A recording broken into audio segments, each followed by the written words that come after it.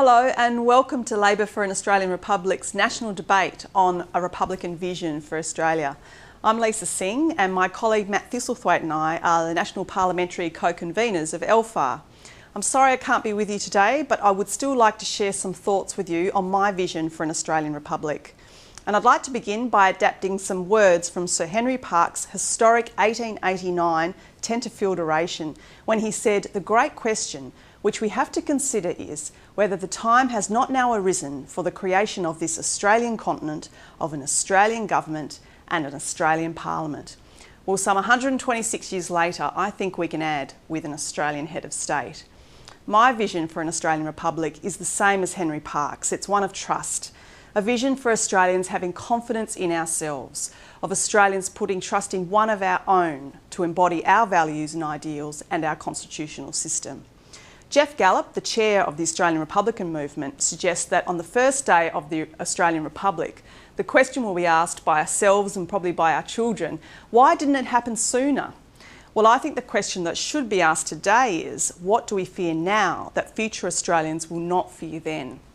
And in the Asian century, how disconcerting must it be for our Indian, Indonesian and Chinese and Japanese friends that we cannot seem to shrug off that sentimental and anachronistic attachments?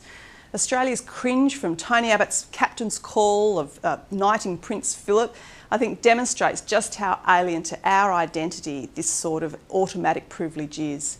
It's a concept fundamentally out of kilter with Australia's self-identified core values of egalitarianism and a fair go. We need to ask the questions. How does it sit with our value of a fair go when no one born in Australia has ever been Australia's head of state? How does it sit with the many of our Aboriginal citizens for whom the Crown represents not an Australian striving for reconciliation, but a recent devastating interruption to the oldest continuous culture in the world? Critics for a republic stake their case on the sterilised logic that if it ain't broke, you oughtn't fix it. Well, this simplistic, unambitious notion is an anathema to me and many on the progressive side of politics.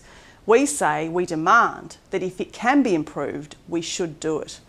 And an Australian republic will improve Australia because we will rely on ourselves for validation of our values, our strengths and our people, and of our culture and institutions.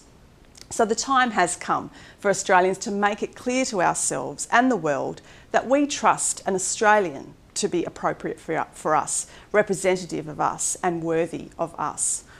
I wish you all the best today in your debates and look forward to hearing about your vision for Australia, the Republic. Thank you.